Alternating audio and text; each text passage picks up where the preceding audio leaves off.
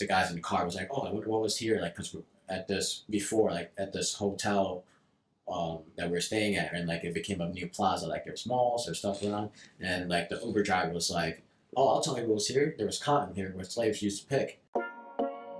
Hi, I'm Ronnie. We were just talking about pretty much the fact that there's some tribalism, there's all this stuff, and it might bring some worry about raising your kids and stuff like that. Could you just give us repeat the last few things you were saying, and then going off of that, do you think this is the reason why, even though people say that they're so connected within their groups and they're so happy and stuff like that, it also like you can see how it can stunt people's growth and being open minded to other cultures, other views, and anything else. Go off of that. What do you think? Social media apps and all that stuff has like an algorithm that's gonna just show you what you like. Mm-hmm. So essentially, when you post something or just want to post something, it's also you're only going to be exposed to that one certain thing. So yeah, I think that's making people less aware of the other people's opinions and values or cultural perspective on different things. So whenever and then something goes viral, and then once there's going to be just one perspective that's going to overwhelm everything else, and then everybody thinks, oh, this is what we need the viewpoint to be as, when it's could be not true. Yeah. In terms of people being cautious of that in the future, is just that it's this understanding that not everything you see is true on social media, and then sometimes there's like a different perspective, or people show you a headline and it's like they'll say whatever it is, and then the description it just completely counteracts the headline, but you just saw the headline and that wasn't true. I'm guilty of that too. That's happened to everybody. You see a headline, it's like, what the hell? And then you react immediately, but then if you really dig in and do your research, it's false. Or the headline says something and literally the article is just proves the headline. So it's gonna be tough, but I was just basically teaching people like to always double check things and see the proof. Because do you think people are actually going to do that? Like how? Oh, absolutely not. But that's the point. Yeah. That's the route that I gotta teach people or teach or try to develop. Yeah. Which is getting harder and harder every day. Those things that are being pushed that aren't all completely true. And it's both sides of the political spectrum. I don't know. It's just craziness. Yeah. There's polarizing views on everything, and then all you see on social media is the extremes of both things. And there's so many. The loudest people are like the minority in extreme views, but then there's a lot of people in the country that have a very neutral view, but like you get exposed to all these extremes that you gotta, and they get moved by those extremes. You get moved by the extremes, and then you're gonna be an extremist. But it's hard to. It's like we give the voices to the dumbest people. That's what it is. So it's really like that, which is so interesting because like there's this fallibility, or people are just so fallible in the sense where you can even see this within groups of friendships. There's people that are the loudest, or there's people that think they know the most, and they don't even get like they get questioned, I'm sure, but like was in the friend group, but they don't really like people just follow them. They don't really think about like there's maybe it's mob mentality sometimes was in friend groups where like if one person is the leading head spear and they say this, everyone just follows. And I feel like that also has to go way back with dating. That one person's like says something, or like they have a view. The person that's dating the other person outside the circle, they're like, oh, they're like this person, like the leader is gonna think this way about this person. I can't be dating you now. Or all these different interesting dynamics within friend groups, within the world, within like the U.S. and within like different political figures or political circles. It's just so interesting because it does really have a lot of effect. Like I'll be honest, I'll probably get swayed sometimes too. But I've been trying very hard to be questioning of the whys and how and stuff like that. It's been a lot better. But I don't think a lot of people have like the energy or the self-awareness to actually want that. They just go off on how they feel, and they don't use like their logical mind to be able to counterbalance that. Yeah, you see that. I mean, you've seen that since we were in high school. It'd be like something be tweeted and oh shit, everybody's retweeting it, so everybody does it. Everybody, I don't know. It's just like, people hop on the bandwagon of what's popular at the moment. Yeah. Without really looking into things like or the effects that one thing has on different things. But yeah, that's so interesting. Yeah, it's just a crazy development. It's like, do you think that this? I mean, the development's probably going to go and continue some more in some sort of manner, but it's going to be interesting to see where it's going to be because it's going to affect our future families and kids and ourselves, right? Are people just going to be all consumed within their world that they're going to be neglecting other views, or are they going to be more open-minded and stuff like that to accepting other people's views? I don't know. Yeah. What do you think? It's gonna take some work, but I feel like this is always happens. It's always extremes of things, and then there's a little to balance the things out. But it's a new age, and people try to still figure out what's going on and what's true and stuff like that. But it just keeps on getting harder and harder because there's a lot of different factors out there that I don't know. You never know what's true, what's not, and I just feel like it just brings a lot of strife into different people. But Yeah. again, it's all comes down to getting down to the truth of whatever it is. But like, it just keeps on getting harder and harder every day because people are getting better and better at faking things. So it's Yeah. it all started when so easy back in the day. You had this show Catfish, and that was basically it. But now you can be catfish on freaking whatever you read on the news and whatever. You don't even know it's really news sometimes, and it's And I feel like sometimes even when you're being honest, people don't believe you nowadays, which is crazy to me because you can be as honest as possible. If it doesn't line up like someone's like their honest or their truth in some sort of way, or if you say it in a specific manner that hurts them, it's wrong. It's so difficult to balance that theme. So hard to balance like how to say things or how to go across with people, or even worse, like how to like have a good understanding conversation with anyone. yeah.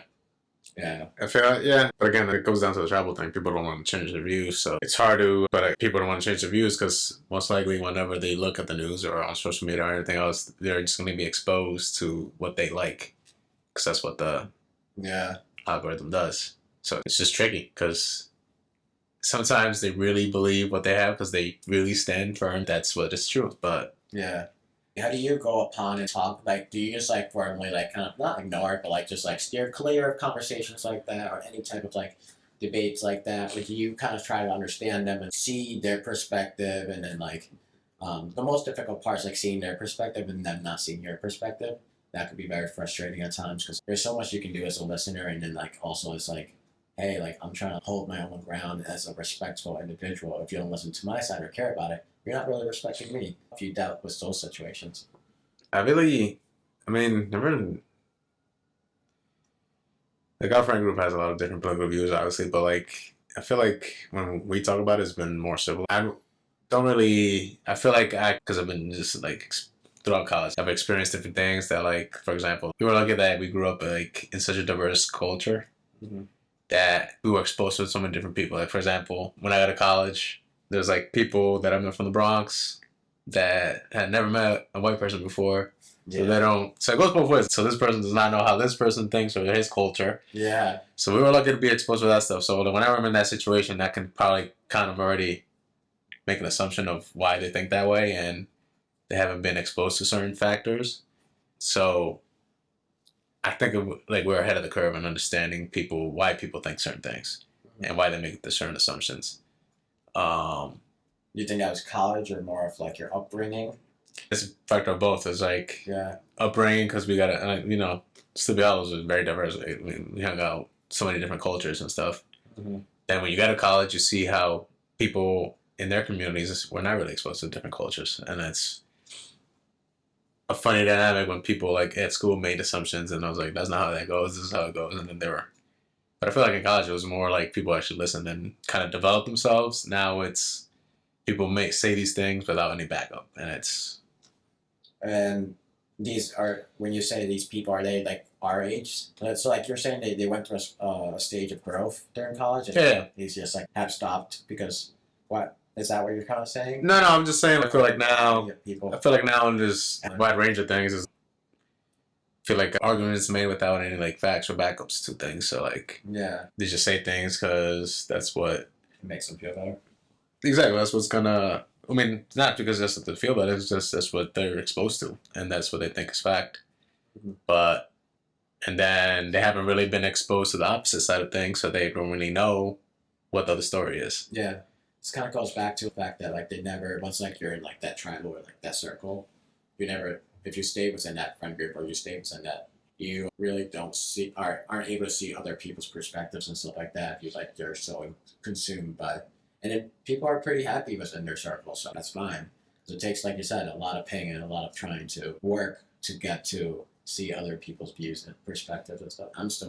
I still have to work through a lot of that sometimes. But I think it's like understanding when you go into conversations, like seeing the humanity in them. Kind of like, if I grew up like them, would I be like that?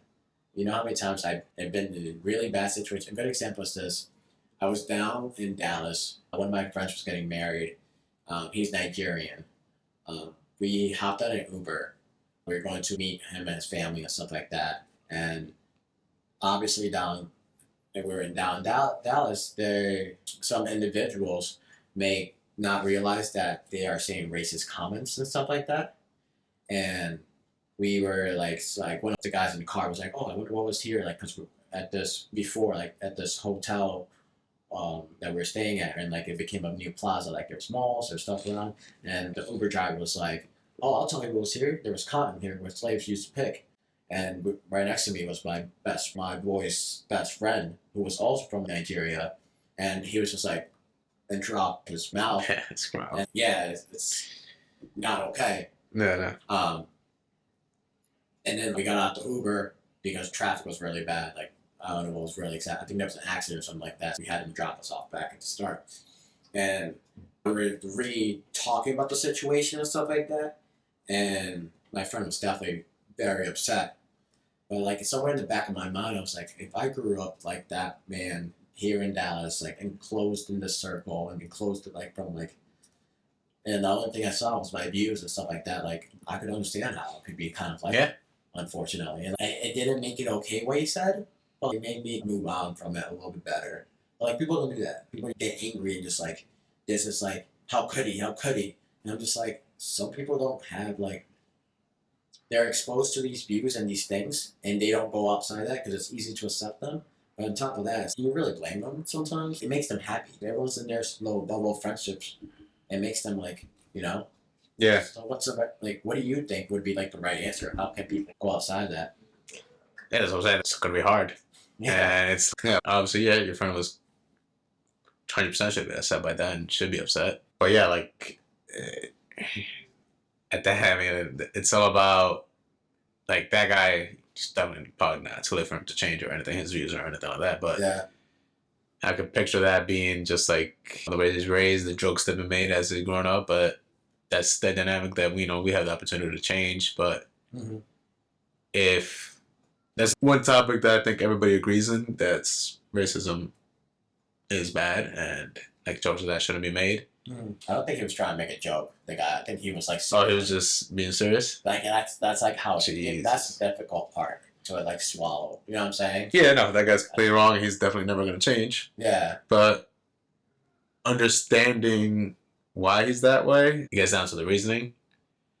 But how are we going to change that for the future generation? That's when it becomes hard, which is tough.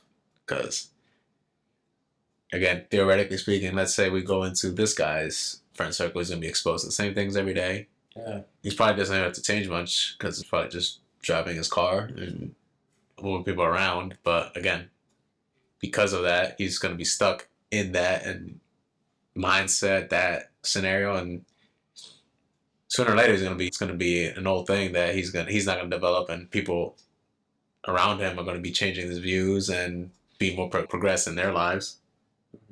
But I guess but in the opposite side of that, people are also trapped in different views on their own. You know what I'm saying? Like that's one extreme, and then there's like different pockets of ideologies that people just get stuck in without listening to the people and like debating and developing and maybe coming into a consensus and negotiation to better people's situations. Because I feel like right now, like how it is that there's one extreme, there's this other extreme, and people talk, and then nothing gets done, and then it hurts the neutralists who's in the middle. Yeah. So nothing happens, and then most of the people that have common sense or that need help get pushed to the wayside, and nobody really listens to them. Yeah, that makes a lot of sense. But the people that at the ends, that have the louder voices and the dumbest views, get listened to. Yeah. On both sides. On both sides. Sounds like we don't really have an answer for that. Maybe it's something we can talk about in the next podcast or something. But yeah, maybe you can become president. I can't. I was born in the Dominican Republic, To become president, you gotta be born here. Give him pick the papers. Can you imagine? Yeah, Having like a little scribbly line. no, that's like, but like that thing. Like there was like, remember when like Obama was elected, people were trying to get him out of office by saying that his papers are wrong. I'm like, there's extremes for everything on both sides. It's just nonsense. Nonsense. But yeah, like I said, it's gonna be tough. It's kind of tough. People need to start talking about things and be comfortable being uncomfortable. Yeah, Which it's the hardest part. it's the hardest part because people, like we said, are tribal and they want to stick to what they know. Yeah, I think that's a good way to summarize everything that we just talked through. Wow, we went through a lot. I didn't expect this to go down this route, to be honest. To summarize everything, it sounds like people, or just in general, you have to be comfortable with being uncomfortable. Mm-hmm. Is there anything else that you want to say before we wrap this up? I guess the main topics were, I guess how we started was how our upbringing allowed us to be independent and adaptable. Yeah. Mentorship. Taking the opportunities that are Taught provided to you. Yeah, taking advantage of opportunities because Yeah. I've had little, but we've made sure we've taken the best we can out of them. Yeah. And not being afraid. I think that's the main thing, just not being afraid. Yeah. Like not being afraid to jump into different things. That's how you're gonna learn more, that's how you're gonna be developing more, that's how you're gonna different views, different cultures. have different views, be more educated, can interact with so many different people. Mm-hmm. And again, it's not easy. Like everybody wants to be comfortable. So yeah, it's being able to accept that like you're gonna have a slight anxiety. It's like being a new social circle or going to a party or like meeting a new friend or something like that. You have that anxiety. Mhm. That's not a bad thing. If it's like, it just tells you that this is new. It's an unknown place, but it's also a great opportunity to learn. yeah, exactly. And grow from that. Yep. Correct. Well, thank you, Randy, for joining us today. I hope you had fun. I didn't expect this to go down. Yeah, we cranked this thing. Yeah. Thank you very much. And tell Meg I said I love her.